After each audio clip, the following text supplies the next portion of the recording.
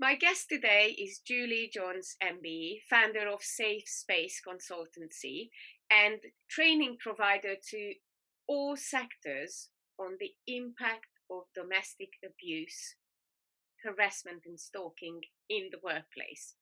Julie, thank you so much for being here today with me and for giving up your time to answer some of my questions. It's lovely to be here, Adrienne. Thank you for inviting me. It's a pleasure to have you. My first question is around domestic abuse and or violence in the workplace. So one of my first questions is which term should I use? I want to make sure that I'm using the right term. And the other part of the question is that you work a lot with big organizations.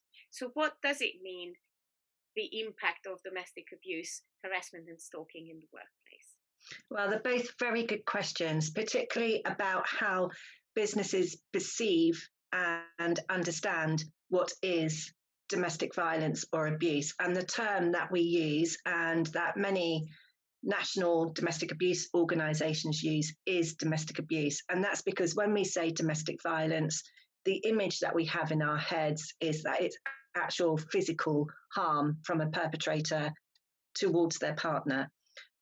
Domestic abuse covers all of the behaviours that contribute to domestic abuse, and that can be psychological abuse, emotional abuse, sexual abuse, coercive control, financial and economic abuse as well.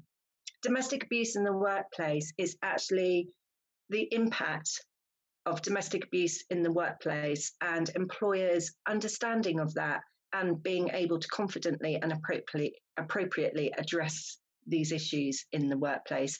So it's an employee or a colleague who is unfortunately suffering domestic abuse at home, and that domestic abuse is then following that employee into the workplace and having an impact on their ability to carry out their job. It's impacting on the colleagues around them, it's impacting on the employer and ultimately the business. And that's true whether that person is actually at work in the workplace or working from home.